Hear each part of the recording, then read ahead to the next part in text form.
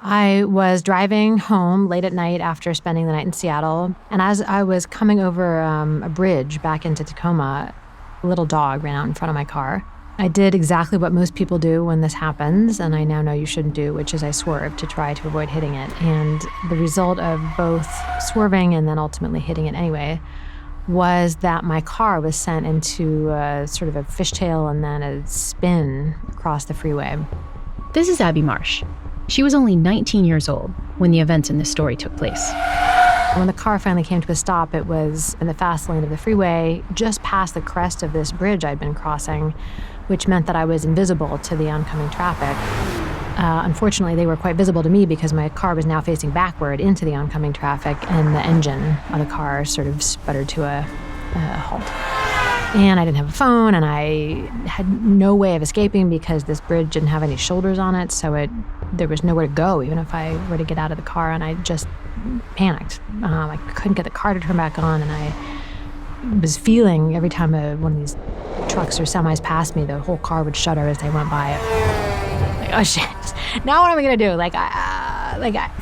Your mind is sort of stuttering through the different options. And do I get out of the car? Or do I stay in the car? If I get out of the car, I was risking the car hitting me. But then if I stayed in the car, I was definitely going to get hit eventually because these cars that were coming over the crest were swerving barely in time to avoid me. There Abby was, a teenager, all alone, and trapped on the freeway, confronting what seemed like certain death. And it was just the sense of futility and blankness. It was awful. But what happened next propelled Abby on a totally new journey, a journey that would bring her face to face with the worst and best parts of human nature, and one that has allowed her to unlock a counterintuitive secret to what makes life happier and a bit more worth living.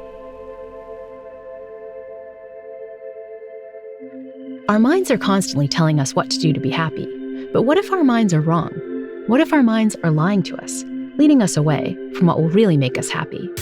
The good news is that understanding the science of the mind can point us all back in the right direction. You're listening to The Happiness Lab with Dr. Laurie Santos.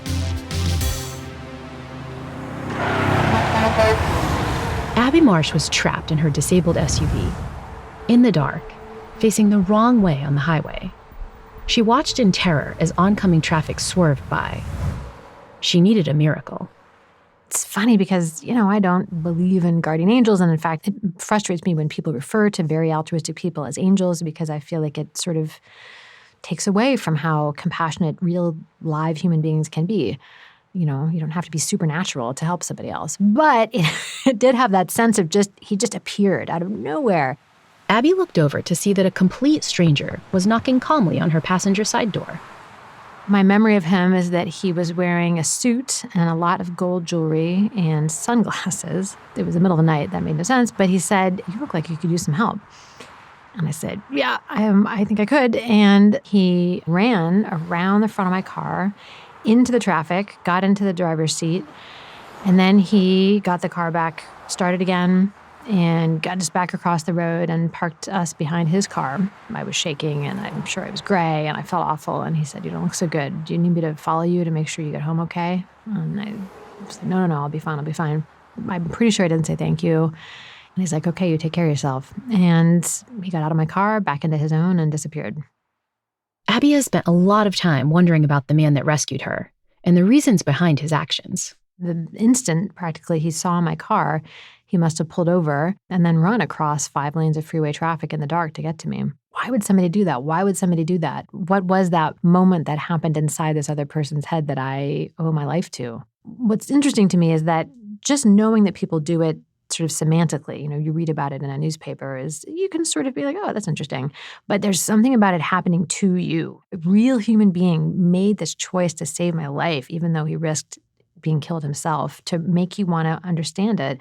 And the fact that we don't really have good explanations for why somebody would do something like this. In fact, it defies a lot of conventional wisdom about human motivation. All humans being fundamentally selfish. That's something many people believe. And so what could be more interesting than a concrete fact that defies a lot of established ideas?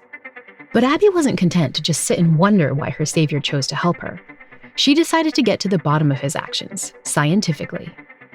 I'm not sure how often these motivations that drive us are clear in the moment, but in retrospect, it's very clear that my research took a very distinct track since then. Abby is now a professor in the Department of Psychology and the Interdisciplinary Program in Neuroscience at Georgetown.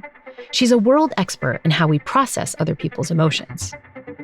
I started studying how we respond to other people's fear initially, so why it is that the sight of somebody who's frightened elicits caring responses in people who see it. But that's a really difficult question to study in the lab because, you can't ethically induce extreme fear in people, and it's really hard to measure people's behavior when it comes to things like altruism in the lab in a way that doesn't make them do what you want them to do.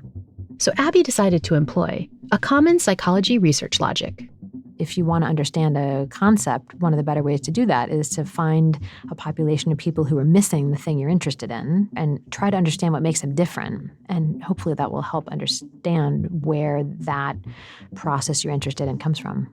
Which led Abby to explore the nature of altruistic actions using a seemingly strange population: psychopaths.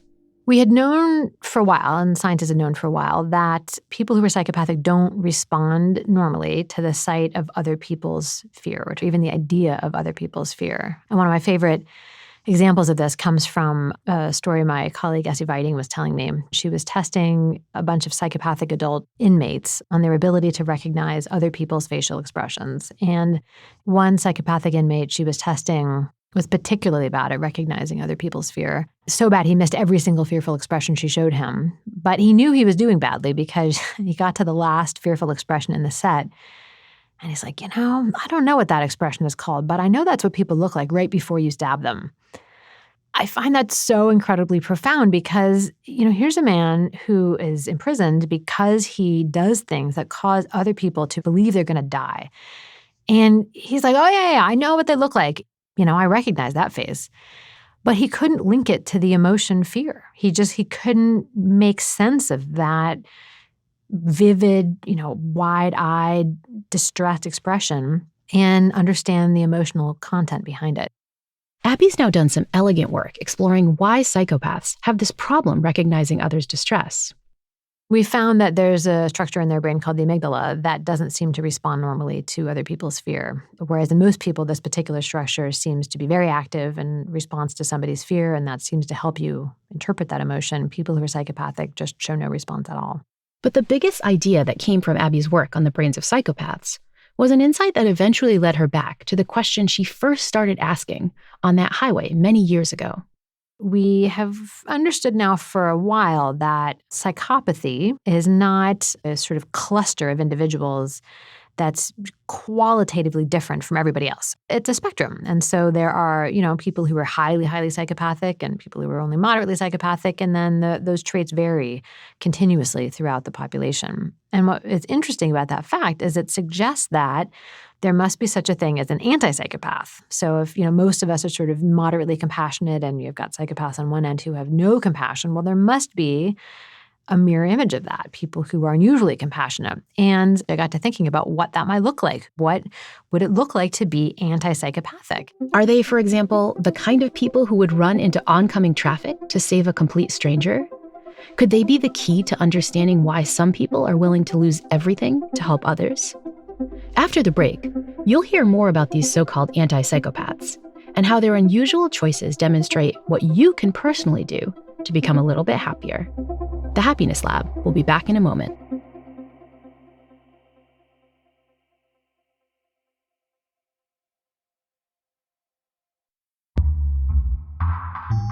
I started out thinking it would be fun to, and edifying to study people who were heroic rescuers, like the man who saved my life.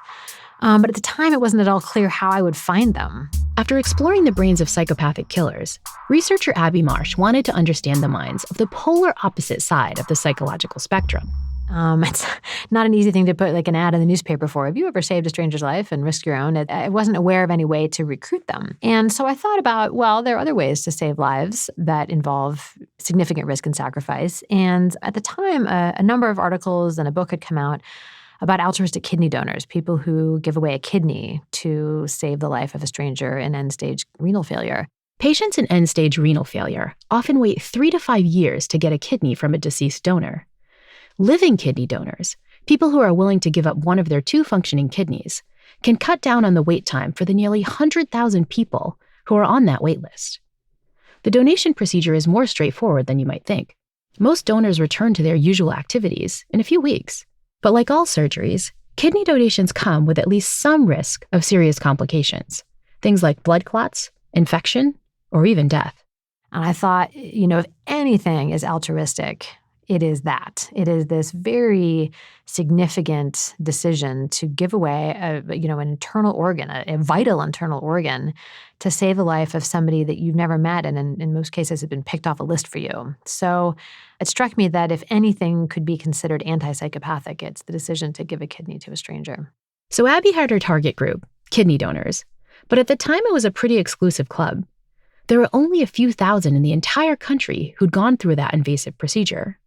Meaningful results in scientific studies require having as many test subjects as possible. And so Abby was a bit worried that she wouldn't be able to find enough donors. In spite of the odds, she put an ad on an organ transplant listserv.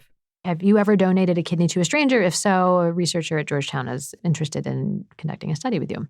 Abby reasonably assumed that she'd never find enough participants from such an absolutely tiny pool of potential recruits.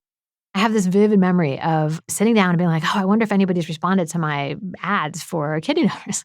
And opening up my laptop, and my inbox was just flooded with new messages, many with like all caps subject headings from altruistic kidney donors who were just very excited to be taking part in my research. I would love to be your guinea pig. Please sign me up. Abby was immediately shocked by this population's generosity. Hundreds of them were ready to fly to her lab at a moment's notice. And once they got there, they were happy to go to great lengths to be helpful and considerate. Working with lots of different populations over the years, it can be a real trick to just get people to come in and to come in on time. And the first 3 altruistic kidney donors we brought in, and they'd come in from all over the country, and they were staying in a hotel just a few blocks from the campus where we were going to be scanning them. And they were so worried about not being late to their brain scans that they came 3 hours early.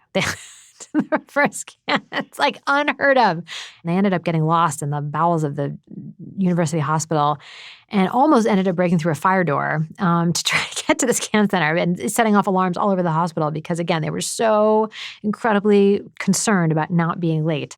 Abby also found that her kidney donors were unusually humble. They didn't like her hypothesis that they were in any way special or at the extreme end of some goodness spectrum. A number of them very kindly told me that they were happy to participate in the study, they were happy to help out, but they were pretty sure that I was barking up the wrong tree. The idea that there was anything different about them at all was just wrong. They're not unusually altruistic, they're not unusually compassionate, they're just like anybody else. They happen to be in the right place at the right time, which is not how anybody else talks about people who give kidneys to strangers. But their real sense of humility has been really striking, just a unwillingness to think of themselves as better than anybody else. Of course, Abby's results showed that kidney donors were wrong. They were different, at least when it came to their brains. Abby used neuroimaging techniques to measure the size of the donor's amygdalas, that same brain structure involved in processing fear. The very same part that was significantly smaller than average in psychopaths. It turns out that her kidney donors also had peculiar amygdalas, but they were 8% larger than those of average people. Now, it could be that her donors were just born that way, but it was also possible that performing acts of kindness over time had caused the enlargement, like a muscle responding to exercise. Whatever the reason, these extreme altruists had amygdalas that indeed looked like the polar opposite of what she'd seen in her malicious criminals. Abby had finally identified a population of anti-psychopaths, which was a pretty cool result for a budding neuroscientist. But the most important thing about studying this new population for Abby wasn't just that she had discovered a completely new, neurally atypical population. The altruistic kidney donors finally gave Abby the opportunity to pose the question that had puzzled her for decades, the question she wanted to ask her highway savior. Why would somebody do that? Why did her rescuer choose to save her? Abby conducted interview after interview, asking, what was going through your head when you decided to help someone in such an extreme way? The most common answer I get to the question is, it just hit me like a bolt of lightning. I found out that there are people who are dying from kidney failure. There's 100,000 of them on the waiting list, and most of us can give a kidney away and be none the worse for wear for it. And I thought, I'll do that. I mean, there is no decision process, I think, is the interesting thing. Like, it's not a hemming and hawing process for really almost anybody I've talked to. It's just you can do this. Somebody's life is going to be saved. I'll do it. At first glance, this sort of answer fits with Abby's initial hypothesis, that there had to be something fundamentally different about people who'd risk their lives for strangers without a moment's thought. But if that were the case, her results wouldn't be as relevant for all of you, and so I wouldn't be talking about them here on the Happiness Lab. As Abby probed more deeply, she realized that this couldn't be the whole story. As she heard more about her participants' lives, she realized that many of them got to this act of kidney donation through lots of smaller acts of generosity. Nobody goes from sort of ground zero to donating a kidney. Almost always, the people we've worked with are longtime blood donors, platelet donors. Some have been marrow donors. Many of them work in volunteer positions, rescue animals, foster children. They've all done things in the past that involve giving of themselves to help other people. Abby realized that many of her kidney donors wound up getting to what seemed like an extreme altruistic choice through lots of baby steps, smaller nice actions, the kinds of things that lots of us do, or could easily do. Over time, the donors recognized that performing these smaller acts of kindness felt, well, kind of nice. The sense that I get is that they have had the wonderful opportunity to discover how rewarding that is, what a sense of joy and happiness it gives you to help other people. And it's just like any other reinforcement process. You sort of work your way up. You're like, well, that was so rewarding. What else could I do? If donating blood is good, I guess donating marrow is even better. If donating kidney is good, I guess donating a piece of my liver is even better. And I now have several kidney donors I've worked with who've also donated a portion of their liver. As she heard from more interviewees, Abby's big savior on the highway puzzle started to become clearer. Extreme altruists did what they did because they had learned a simple yet counterintuitive principle of human motivation. Doing nice things for other people feels really good. Even in cases where it's a bit costly, helping others can provide a big spike to our well-being. Altruistic kidney donors just take the usual well-being spike we all experience to an extreme. It's therefore no surprise that they tend to be a really happy group on average. It's a universal response I get from them. They are so glad that they made the decision to donate. They'd do it 100 more times if they could do 100 more times. It's one of the best things that they ever did. And it gives them this sense of joy that sticks with them, as far as I can tell, forever. Some of the people I've worked with donated close to 20 years ago now, and it doesn't ever seem to go away. That sense of vicarious joy of having been able to do this thing for somebody else. I've had many interviews and in tears as people are describing the after effects of their donation and hearing that the child who had received their kidney, like days after their donation, he was making plans to go like to the beach and camping for like the first time. He'd never been able to do these things. And like the kidney donor sobbing, relating this, and I'm sobbing, relating this. It's incredibly profound. As Abby heard more of these stories and saw the incredible joy that her subjects experienced, she started to think that her extreme subjects might be onto something important. Something that the rest of us could learn from too. If you want to make a good decision about bringing joy and meaning and a sense of connectedness into your own life, helping people is clearly the way to do it. Abby started to realize that all of us can benefit from doing nice things for others, even if we're not yet ready to give up a body part to a stranger. We all have our own ways that we can make the lives of other people better. Donating a kidney is one way, but it's certainly not the only way. But is Abby right? I mean, it's clear that her donors get a huge happiness boost from their generous act. But can the average person really become happier by making a small sacrifice to aid a stranger? Can shifting your focus to helping other people really be a strategy for improving well-being? And if there is a path to becoming a happy altruist, is there a step along that path that you could take today? The Happiness Lab will be right back.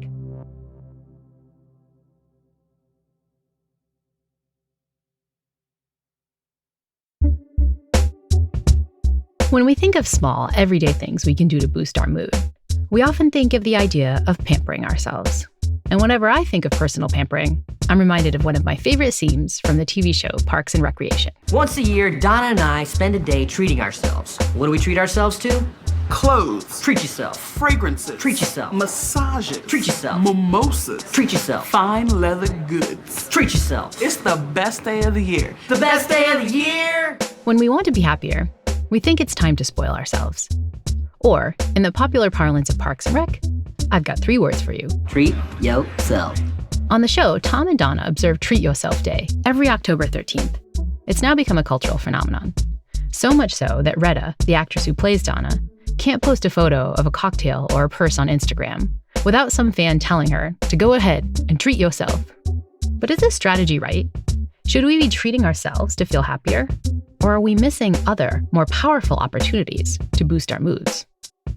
I don't think treating ourselves is a terrible idea. Like, spending money on ourselves can be good. This is Liz Dunn, a psychology professor at the University of British Columbia and author of the book Happy Money, The Science of Happier Spending. It's just that this idea of that spending money on somebody else could actually be helpful, I think is especially easy to overlook because I think we do just get focused on ourselves. Liz studies the cases where our so-called treat yourself intuitions can lead us astray, especially when it comes to spending our disposable income. I first got interested in this idea, not because I was especially interested in generosity, but because I was interested in money. So I managed to make it through my 20s without ever holding a real job. At 27, I got my first real job, and they actually started paying me. And I was like, oh, wow, what do I do with all of this money? This is more money than I need to survive, what do I do with it? I was surprised at the time by how little research there was on this topic. Liz combed the literature to figure out the best way to spend our money to feel happier. And all the existing studies seem to point in the same direction. The science shows that treating ourselves doesn't make us as happy as treating other people. And that result is not just true for extremely altruistic people, like Abby's kidney donors.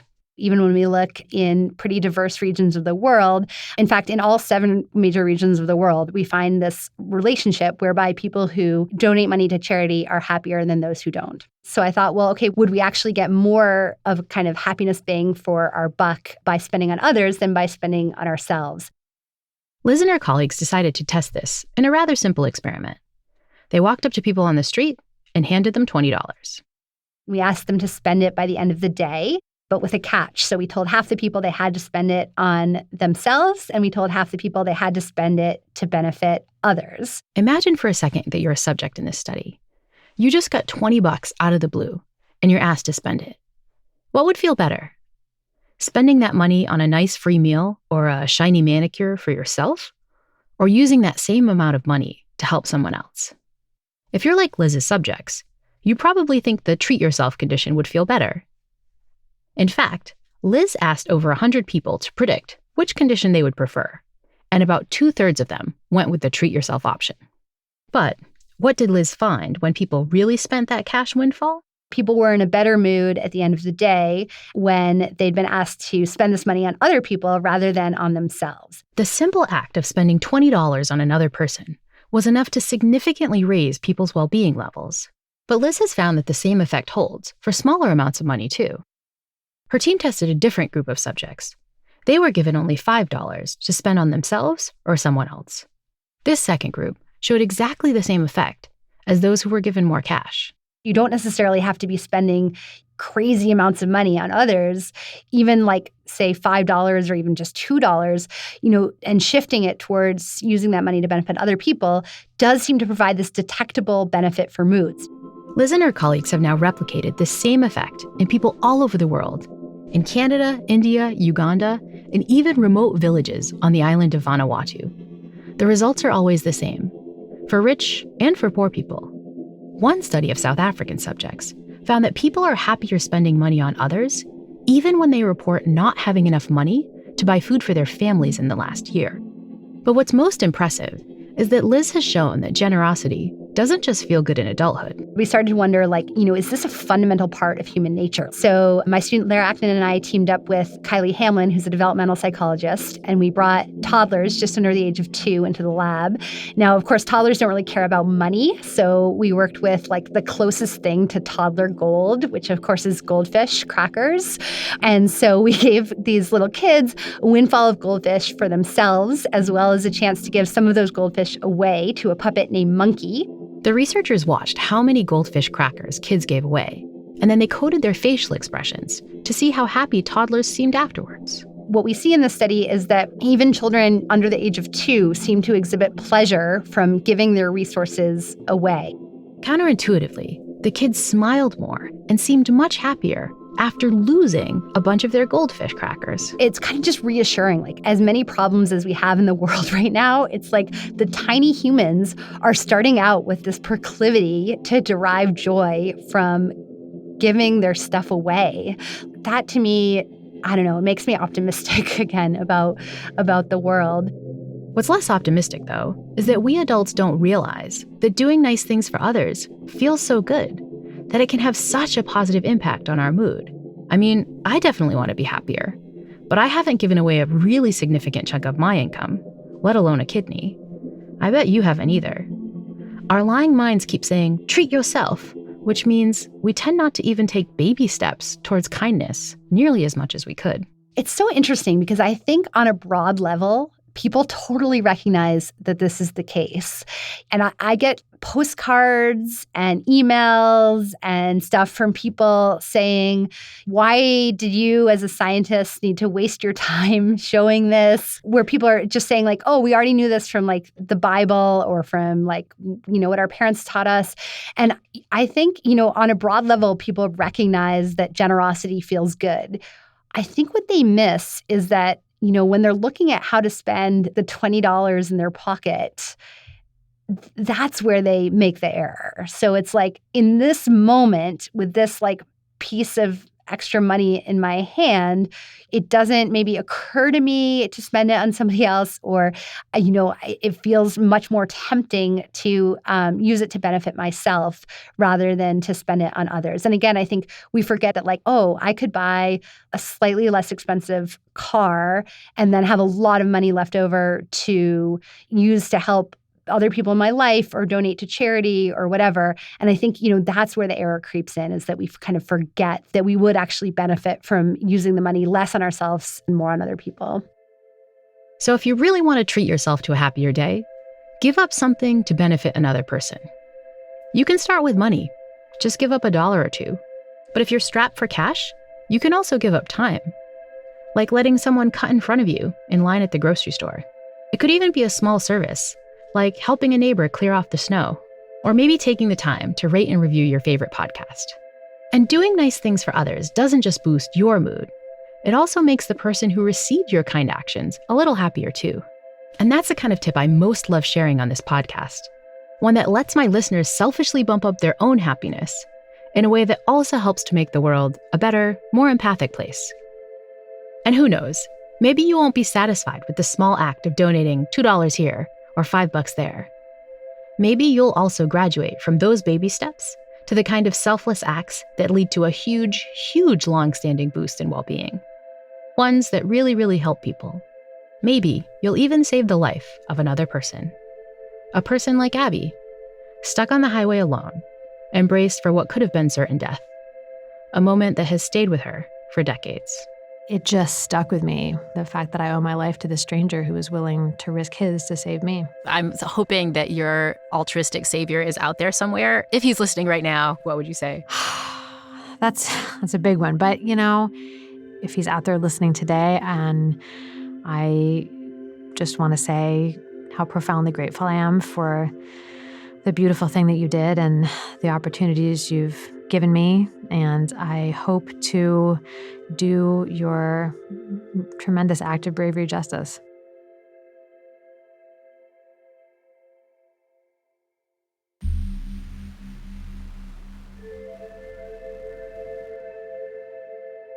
The Happiness Lab is co-written and produced by Ryan Dilley, with the help of Pete Naughton. Our original music was composed by Zachary Silver, with additional scoring, mixing, and mastering by Evan Viola. The show was edited by Sophie McKibben and fact-checked by Joseph Fridman.